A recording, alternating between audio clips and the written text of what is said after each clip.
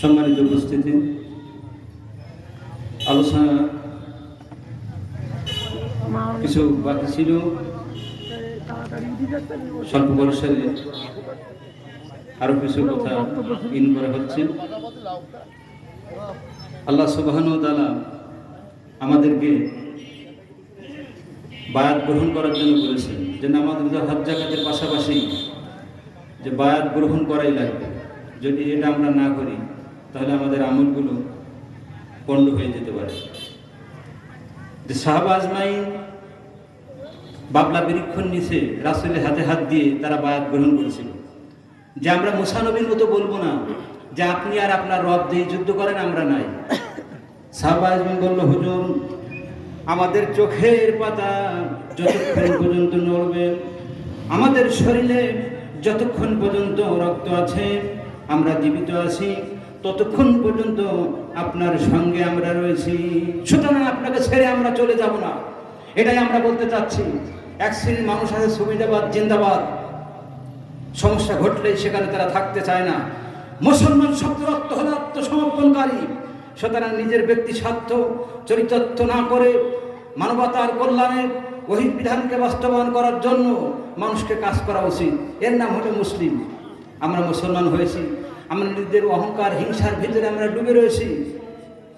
এই হিংসার অহংকার নিয়ে কিন্তু পরকালে নাজাত পাওয়া যাবে না। আল্লাহ তাআলা সূরা ফাতির 10 নম্বর আয়াতে কোট করে বলেছেন, ইন্নাল্লাযীনা ইউবাইতুনাকা ইন্নামা ইউবাইউনাল্লাহা ইয়াদুল্লাহি ফাওকা আইদিহিম। হে রাসূল, যে সমস্ত লোক আপনার নিকট বায়াত গ্রহণ করে তারা আসলে আল্লাহর নিকট বায়াত গ্রহণ করেছে, তাদের হাতের উপরে আল্লাহর হাত ছিল। মারহাবা বলেন। অর্থাৎ রাসূলের সাথে সেই দিন যুদ্ধ করার জন্য বাবলা বৃক্ষের নিচে যারা বায়াত গ্রহণ করেছিল তারা মূলত আল্লাহর হাতে হাত দিয়ে বায়াত গ্রহণ করেছিল। এর জন্য আমাদেরকে দিন প্রতিষ্ঠার জন্য থাকতে হবে, এ পথে আমাদেরকে চলতে হবে, জীবনের সর্বস্বটুকু উৎসর্গ করে এ পথে আমাদের থাকতে হবে। তাহলে আপনার স্বাধীনতা বজায় থাকবে, নইলে আপনার স্বাধীনতা বজায় থাকবে না।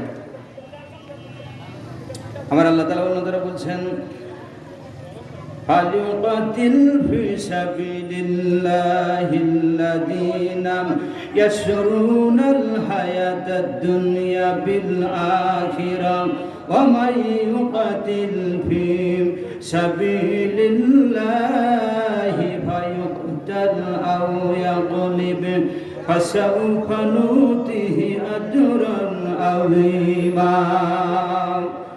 আল্লাহর পথে লড়াই করে যারা দুনিয়ার জীবনকে বিক্রি করে দেয় আখিরাতের বিনিময়ে, আর যারা আল্লাহর পথে শহীদ হয় অথবা বিজয়ী হয়, উভয়কে আল্লাহ তাআলা প্রতিদান দিবেন। মারহাবা। যারা আল্লাহর দ্বীনকে প্রতিষ্ঠা করার জন্য জীবনের বিনিময়ে, দুনিয়ার বিনিময়ে সব কিছু তুচ্ছভাবে পরকালকে প্রাধান্য দিয়েই রবের পথে তারা থাকে। আল্লাহ তাআলা সূরা ফাতির 18 নম্বর আয়াতে ডাকছেন আর বলছেন, কেন তোমরা বায়াত গ্রহণ করবে না? কেন তোমরা দিন প্রতিষ্ঠার পথে আসবে না?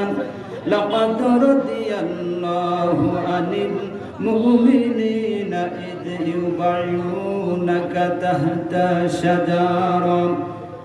আল্লাহর ওই মুমিনদের উপর সন্তুষ্ট রয়েছেন যারা বাবলা বৃক্ষের নিচে বায়াত গ্রহণ করেছিল দিন প্রতিষ্ঠার জন্য। যারা বায়াত গ্রহণ করেছিল তারা মূলত আল্লাহর হাতে হাত দিয়েছিল।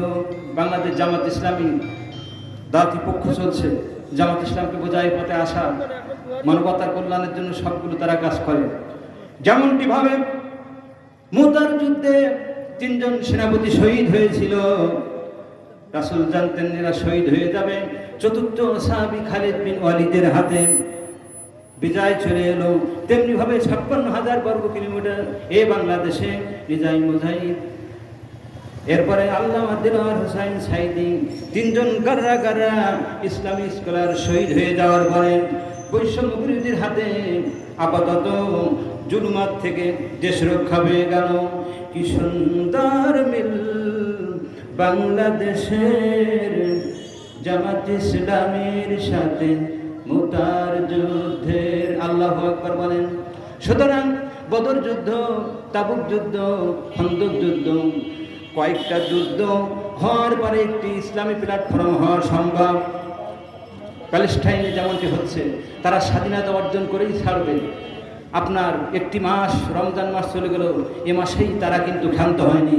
উপর্য পরিমাণে মুসলমানদেরকে তারা আঘাত করেছে। এরপরও তারা কলেমার পতাকা উত্তোলন করছে, নিজেদের ভূখণ্ড তারা ছেড়ে যাচ্ছে না। সুতরাং তারা হাতছানি দিয়ে গোটা পৃথিবীর মানবতার মানুষকে ডাকছে, এসো আমাদের সাথে লড়ো, এই কাফেরদেরকে তোমরা হটাও। তারা আমাদের স্বাধীনতা স্বীকৃতি দিচ্ছে না।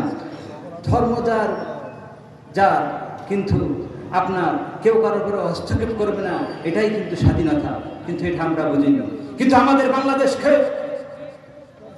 বাংলাদেশকে একটা করতাল মতো রাজ্যে রূপান্তর করার জন্য, আমাদের দেশটাকে সাম্প্রদায়িক করার জন্য প্রতিবেশী রাষ্ট্র উঠে পড়ে লেগেছে। কিছু মানুষ তাদের সাথে হাত দিচ্ছে, কিন্তু না, আমাদের দেশে রোজা পূজা একই সাথে হয়। মানবতার জন্য মুসলমান বাংলাদেশে যারা আছে, তারা অধিকাংশই এ কথাই স্থাপন করতে চায়, এ কথাই বলতে চায় যে রোজা আর পূজা একই জায়গায় হবে।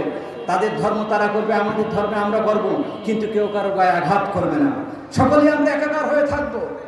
মানুষের করে আঘাত করে কোনোদিন সাকসেসফুল হওয়া যায় না, জুলুম করে কোনোদিন সাকসেসফুল হওয়া যায় না। আল্লাহ কোরআনে সুন্দর করে বলছেন, ওয়াল্লাহু লা ইয়াহদিল কওমাজ জালিমিন। আল্লাহু ইয়াহদি শব্দটা হলো মুজারে, আর মুজারের অর্থ দেয় দুইটা, বর্তমান আর ভবিষ্যৎ। যত জালিম পৃথিবীতে আসবে, কিয়ামত পর্যন্ত যত জালিম পৃথিবীতে আসবে, এই বর্তমান আপনার যে অর্থ দেয় মুজারে ছেগা, ভবিষ্যৎ আর প্রেজেন্ট টেন্স, এটা আপনার দেখা যায় এদের কখনো আল্লাহ হিদায়াত নসিব করবে না। এরা মাঠেই মারা যাবে। লাল বাতি জ্বলে গেছে। এজন্য আমাদেরকে বুঝতে হবে যে জুলুমাতের পরে, অন্ধকারের পরে আমরা থাকবো না, অবিচারের পরে আমরা থাকবো না, মানবতার কল্যাণের জন্য আমরা থাকবো। তারা এত কিছু করেছে, আমি বলতেই কষ্ট পাই যে একটা মানুষ কিভাবে এমন কিছু করতে পারে। যে 5ই আগস্টের আগে কিভাবে গুলি করেছে, সবারই কিছু মানুষকে গুলি করে ভ্যানের পরে উঠাইছে। ভিডিওটা আপনারা দেখেছেন। এরপরে তাদেরকে পড়ানো হয়েছে, অসংখ্য গুলি করা হয়েছে। এর আগে জামাত শিবিরের ছেলেদেরকে পুরুষাঙ্গ নষ্ট করে দেওয়া হয়েছে, হাতের নখগুলো উঠাই ফেলে দেওয়া হয়েছে। তথাপি তারা যেন বলতে চেয়েছে জুলুম করো, অত্যাচার করো, যাই করো না করো। আল্লামা ইকবাল রহমতুল্লাহ আলাইহি, কবি সম্রাট আল্লামা ইকবালের সেই কবিতা বাস্তবায়ন হয়ে গেছে। বাতিল সে দবনে ওয়ালে आसमा नहीं हम, बातिल से दबने वाले आसमा नहीं हम, सोबर कर चुका है तू इम्तिहा हमारा। आकाश साक्षी, ए जमीन साक्षी, বাতিলের সাথে মুসলমান কখনো মাথা নত করে না। সুতরাং তারা বলতে চাইল, যত জুলুম আর অত্যাচার 17.5 বছর হয়েছে, জামাত শিবির মানুষেরা আপনারা কষ্ট পাবেন না, আমি উদাহরণ দিচ্ছি আলোচনার সাথে, আয়াতের সাথে। আমি কিন্তু বানানো কোনো কথা বলিনি, অগণিত আয়াত আপনাদের সামনে বলছি, সামনে বহু আয়াত এখন আছে। এজন্য তারা বলতে চেয়েছিল, মানুষ মারো আর হত্যা করো, অন্যায় করো আর অত্যাচার করো, বিচার করো, আমাদের পরে জুলুম করো, যা কিছু করো না কেন, ডাইরেক্ট অ্যাকশন নিয়ে তারা মোকাবেলায় পতিত হয় নাই। সামনে করে অ্যাকশনমূলক কিছু করি নাই। সাগরের পানির মতো, বটবৃক্ষের মতো জামাত শিবিরের মানুষেরা বুক পেতে দিয়েছে, তারা শহীদ হয়ে গিয়েছে, কিন্তু তারা অত্যাচার করেনি। তারা গুলি করেছে, পাল্টা গুলি করেনি। তারা বোমা মেরেছে, পাল্টা বোমা মারেনি। তারা বাড়ির থেকে ধরে নিয়েছে, অর্থ সম্পদ লুট করে নিয়েছে, এরা করেনি। এরা একটি প্রমাণ দিয়েছে, দিনের বিজয় করে, কোরআনের সংসার বাংলার ভূখণ্ডে কায়েম করে, মানবতার কল্যাণ নিশ্চিত করে, মানবতার বুকে শান্তি প্রতিষ্ঠা করব, এটাই হবে আমাদের প্রতিশোধ। বলেন মারহাবা। মানুষ মেরে জুলুম করে মানবতার পক্ষে চিরস্মরণীয় হয়ে যায় না। যখন মুহাদ্দিস আব্দুল খালেক সাহেবকে অ্যারেস্ট করতে আসলো, সর্বশেষ কথাটা শোনেন, যে ওসি সাহেব বলল যে আপনি যে বলবেন যে ওসি সাহেব সালাম জানিয়েছে, তার সাথে কোনো কথা বলবেন না, এত সুন্দর তিনি কথা বলেন, যদি তানার কথা আপনারা শোনেন তাহলে মায়ায় পড়ে যাবেন। আল্লাহু আকবার। ঠিক রাসূলের কথা এমনটি হতো। সাহাবা আজমাইন, কাফের বেঈমানেরা, অমুসলিমরা যখন রাসূলের কথা শুনতো, তখন রাসূলের দেখা মাত্রই, চেহারা দেখা মাত্রই তারা মুসলমান হয়ে যেত। রাসূলের কথা শুনে তারা তাওহীদের কলেমা গ্রহণ করত। আল্লাহু আকবার। মুহাদ্দিস সাহেবের কথা শুনলে পুলিশেরা তার মনে হয়ে যাবে, মনের ভিতরে দয়া এসে যাবে, মায়া লেগে যাবে। এই জন্য হুজুর কোনো কথা আপনার সাথে হবে না, শুধু আপনারে আমরা নিয়ে যাব ওসি স্যারের কাছে, ওখানে যেই আপনার সাথে কথা হবে, তার আগে কথা হবে না। বলেন আল্লাহু আকবার। ঠিক যে আবু জেহেল এমনকি বলেছিল যে মক্কায় যারা হজ করতে এসেছিল যে তোমরা ওই মুহাম্মদ পাগল, তার সামনে যাবে না, গেলে কিন্তু তার মতিতে তোমরা পড়ে যাবে। কিন্তু যারা হজ করতে আসলো তারা মনে করলো যে পাগল লোকটা কেমন, কি কথা বলে, একটু দেখি। যেখানে নিষেধ থাকে সেখানে মানুষের চাহনিটা বেশি হয়। তারা আসলো, দেখলো সুন্দর মানুষ, কি সুন্দর তার চেহারা, সুন্দর পোশাক পাতি, এমন সুন্দর মানুষটা তো পাগল হতে পারে না। কেমন ভাবে তারা পাগল বললো।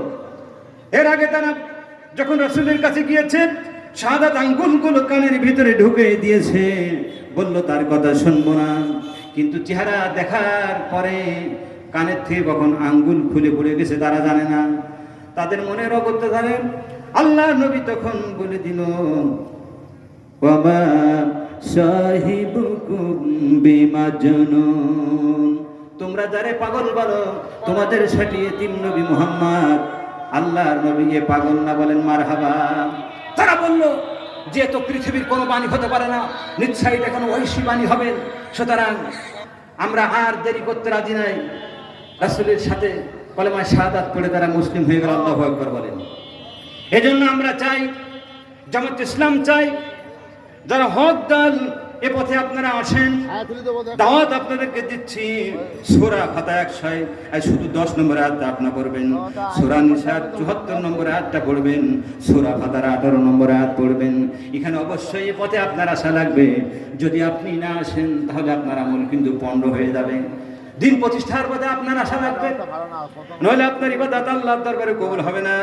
আল্লাহ তাআলা আরো বলছেন সূরা তাওবার 111 নম্বর আয়াত, আমার সাথে তেলাওয়াত করেন।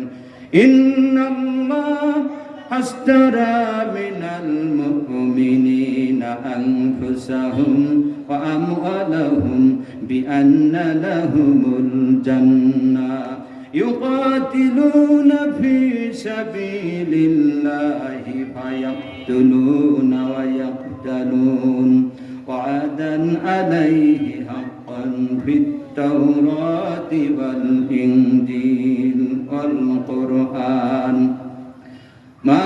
ومن أوفى بعهده من الله إلى آخر আমার ভাইরা, আল্লাহ তাআলা এই আয়াতের ভিতরে মুমিনদেরকে আল্লাহ বললেন তোমাদের জান আর মাল দিয়ে তোমরা দিন প্রতিষ্ঠা করো, এটা হলো তোমাদের চূড়ান্ত ফয়সালা। ইতিপূর্বে তাওরাত ইনজিল কিতাবে কথাগুলো লেখা হয়েছিল যে তোমাদের জীবনের সব কাজগুলো করবে, এর সাথে এটা হলো তোমরা পৃথক হতে পারবে না। এই দিন প্রতিষ্ঠার পথে তোমরা সকলে একমত হয়ে দিনের কাফেলায় শরীক হয়ে যাও। বড় বড় অট্টালিকা থেকে, বিল্ডিং থেকে আমাদেরকে শিক্ষা নেওয়ার দরকার। বড় বড় বাড়ি ইমারত তৈরি করতে গেলে বহু ইট পাটকেলের প্রয়োজন হয়। এই ইট পাটকেলগুলো আপনার হয়ে তলদেশে যেতে হয়। এরপরে বিল্ডিংয়ের আপনার কারুখচিত সুন্দর দৃশ্য আমরা দেখতে পাই। এত সুন্দর বিল্ডিং হওয়ার পিছনে বহু ইট হয়ে গেল, এরপরে গুঁড়ো গুঁড়ো হয়ে গেল, মাটির তলদেশে তারা চলে গেল। সুতরাং দিন প্রতিষ্ঠার জন্য অগণিত মানুষ শাহাদাত বরণ করতে হবে, পঙ্গু হতে হবে, এরপরে শহীদ হতে হবে, তারপরে সেই কাফেলা আসবে, নইলে কিন্তু আসবে না। দেশে ঠিক তাই হয়েছে যে হানজালা যখন শহীদ হয়ে গেল উহুদের ময়দানে, স্ত্রী প্রিয়তমা দৌড় মারতে শুরু করলো আর বলল, আল্লাহর নবী রাসূলুল্লাহ ইয়া হাবিবাল্লাহ, আমার আল্লাহর কসম করে আমি বলতেছি সব সাহাবা আজমাইনকে আপনি কবরস্থ করবেন, গোসল করাবেন কি না করাবেন আপনার ইখতিয়ার, কিন্তু আমার স্বামী হানজালাকে আপনি গোসল না দিয়ে তারে কবরস্থ করেন না। আল্লাহ রাসূল বলল, কেন কি হলো? হানজালা বলল, আমার স্বামী তার গোসল ফরজ হয়েছিল, কিন্তু যেই তিনি শুনলো যে আল্লাহর নবী শহীদ হয়ে গিয়েছেন, নবীর মহব্বতে, নবীর প্রেমে, নবীর ভালোবাসায় উহুদের ময়দানে চলে গেল, কাফেরের মোকাবেলা করে বহু কাফেরকে শেষ করে সে শহীদ হয়ে গেল। হুজুর গো, ইয়া রাসূলুল্লাহ, ইয়া হাবিবাল্লাহ, আমার স্ত্রী, আমি তার স্ত্রী, আমার স্বামী হানজালা ফরজ গোসলের কারণে তার হয়তো কবরস্থ করলে আযাব হতে পারে, মেহেরবানি করে আমার কথার স্বীকৃতি হিসাবে তাকে গোসল না করে কাফন দাফন করাবেন না। আল্লাহ রাসূল রব্বুল আলামিনের নবী তিনি দেখলেন যে কোথায় আছে হানজালার লাশ। সাহাবা আজমাইনদেরকে বললেন, খোঁজো। খুঁজতে খুঁজতে পাওয়া যাচ্ছে না। সর্বশেষ দেখা গেল কয়েকটি শহীদের লাশের তলদেশে হানজালার লাশটা রয়েছে। সাহাবারা হানজালার লাশটা ধরলেন, উঁচু করে ধরলেন। আল্লাহ রব্বুল আলামিনের নবী দেখলেন যে হানজালার মাথার থেকে পানি গড়ে গড়ে দাড়ি বেয়ে বেয়ে জমিন স্পর্শ হচ্ছে। জিবরিল আমিন তার পূর্বে জানিয়ে দিল, ইয়া রাসূলুল্লাহ, ইয়া হাবিবাল্লাহ, হানজালার গোসল আরশের কুদরতি পানি দিয়ে হয়েছে, সুতরাং দুনিয়ার কোনো পানি দিয়ে তার গোসল হবে না। এই ছিল যে দিন প্রতিষ্ঠার জন্য হানজালা গোসল ভুলে গিয়েছিল, তাহলে দিন প্রতিষ্ঠা কিন্তু বড় ছিল। আপনার উহুদের ময়দানে, আপনার খন্দকের ময়দানে কয়েক ওয়াক্ত নামাজ শেষ হয়ে গেল। এরপরে নামাজ শেষ হয়ে যাওয়ার পরে আল্লাহ রাসূল বললেন, নামাজ বাদ হয়ে গেল, নামাজ পড়ার দরকার নেই। তাহলে নামাজ বাদ দিয়ে দিন প্রতিষ্ঠা সেখানে ফরজ ছিল। বদর যুদ্ধ যখন শুরু হয়ে গেল, 17 রমজান মাসে যুদ্ধ হবে। সাহাবা আজমাইন রোজা রয়েছে, রোজা রাখা অবস্থায় যুদ্ধ করতে পারবে না। রাসূল আগেই রোজাটা ভঙ্গ করলেন, ভেঙে ফেললেন। সাহাবা আজমাইন মনে ব্যথা লাগলো, হায় রে, ফজর রোজা কেমন করে ভেঙে দিন প্রতিষ্ঠা করব? দিন প্রতিষ্ঠা করা ফরজ, রোজা রাখাও ফরজ। সুতরাং দুটাই যদি ফরজ হয়, কেমন করে আমরা ছাড়তে পারি? রাসূল জীবন শহীদ হয়ে যাবে তো আমরা রোজা ছাড়তে রাজি নাই। জিবরাইল বলল, হুজুর এভাবে হবে না, আপনার মুখের কথা দিয়ে হবে না। আপনি একটা উঁচু টেলার পরে ওঠেন, পাথরের পরে ওঠেন, উঠে সকলের সামনে পানিটা নিয়ে আপনি পান করেন আর বলেন, দেখেন আমি বিশ্বনবী সকলের সামনে পানি পান করে এই 17ই রমজানের রোজা দিনের বেলায় আমি ভঙ্গ করলাম, ভেঙে ফেললাম। সুতরাং আমি নবী হয়ে যদি রোজা ভাঙি, তোমরা সাহাবারা কেন ভাঙবা না? এটা দেখে সকল সাহাবা আজমাইন সেই দিন রোজা ভেঙেছিল। আল্লাহু আকবার বলেন। দিনের বেলায় আকাশ থেকে পানি হলো। কাফেরদের ওই জায়গায় ছিল আপনার কাদা, আপনার মোটামাটি একটু পানি পড়লে কিন্তু কাদা হয়ে যায়, পা আর বাড়ায় না। আর সাহাবা আজমাইনের জায়গাটা ছিল বালু, এখানে পানি পড়লে বালুতে আপনার পাটা শক্ত হয়ে যায়, বালুটা জমাট পেতে যায়। যুদ্ধের জন্য আপনার স্মার্ট মাঠ তৈরি হয়ে গেল, সুন্দর রণাঙ্গন তৈরি হয়ে গেল।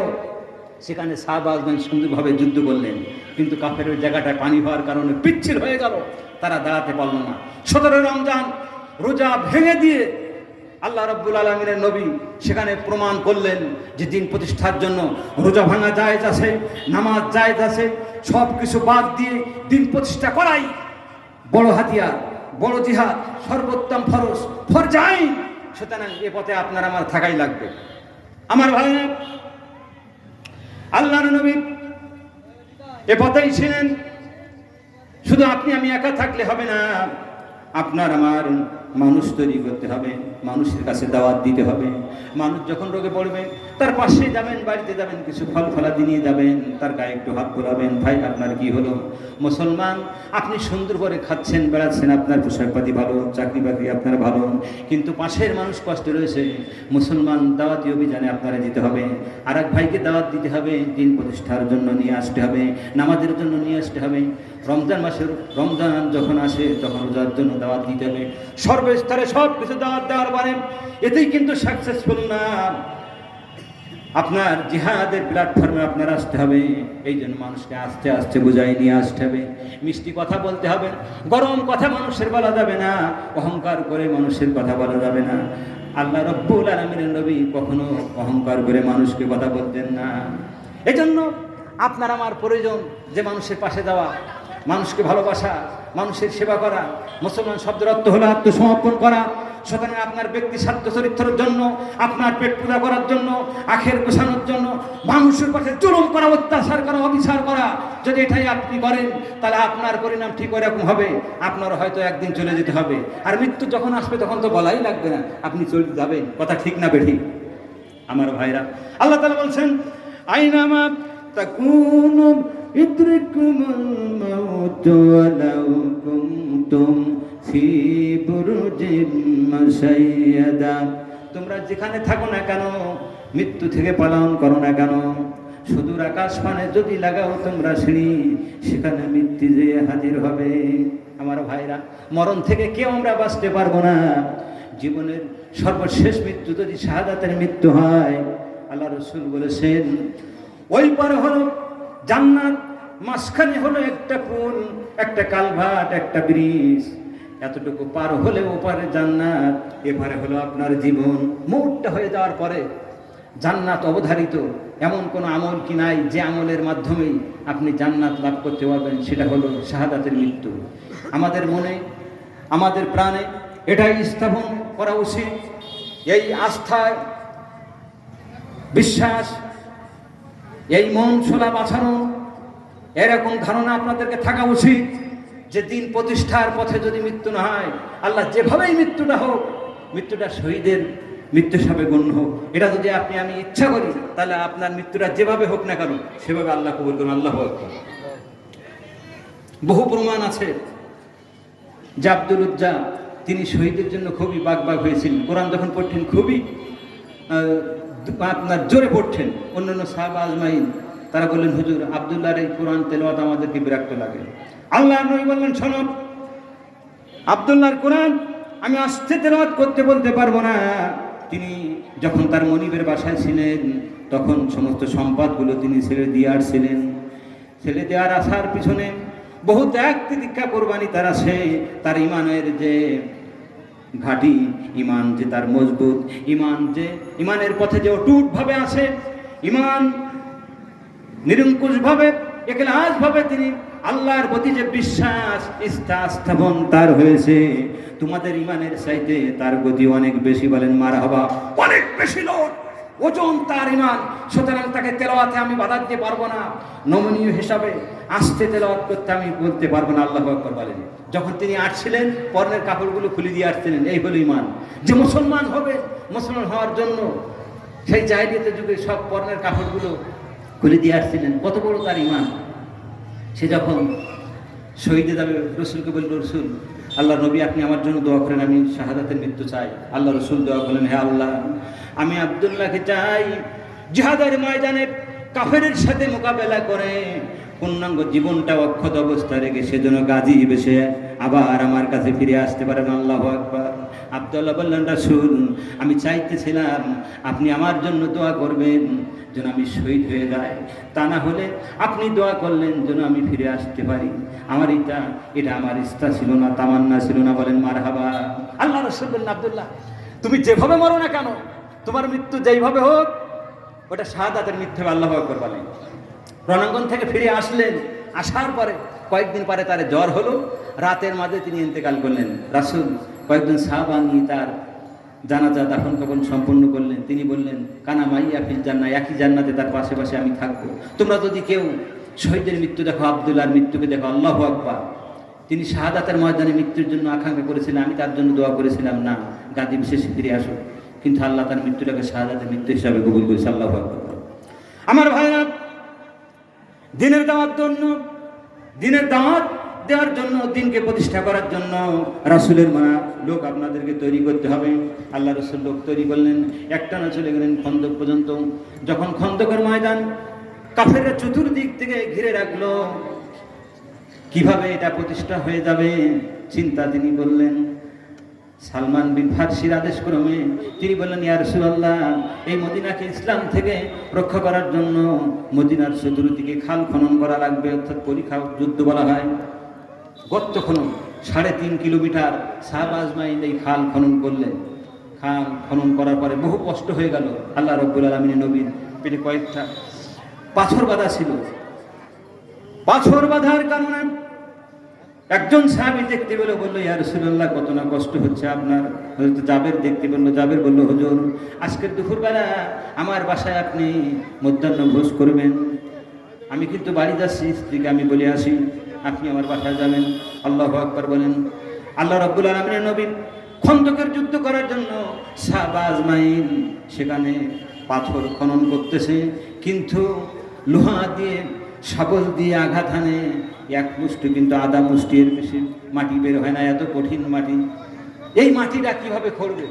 কঠিন জায়গায় এলে শাহবাজ মাইন ওখানে বাদ দিয়ে রাখেন আল্লাহ রসুলের জন্য। শুনি, ইয়া রাসূলুল্লাহ, এখানে আমরা খুঁড়তে পারছি না, আপনি আছেন, আপনি এখানে আঘাত আনেন। আল্লাহ রসুল সেখানে এক আঘাতে 27 খণ্ড 32 খণ্ড হয়ে গেল। যেখানে শাহবাজ মাইন এক আঘাতে এক মুঠো আপনার মাটি বাইর হয় না, পাথর কাটে না, রাসূলের এক আঘাতে 27 খণ্ড 32 খণ্ড ছিন্ন বিচ্ছিন্ন হয়ে গেল। আল্লাহু আকবার বলেন। আল্লাহ রাব্বুল আলামিনের নবী যখন আঘাত হানলেন, আর এক সাহাবা দেখলেন যে ওই আঘাতের কারণে তাফসিরে ইবনে কাসির আমি পড়েছি যে আঘাতের কারণে ওখান থেকে আগুন উঠতেছে। আমি আর সামনে যাব না, আমার কথা শেষ।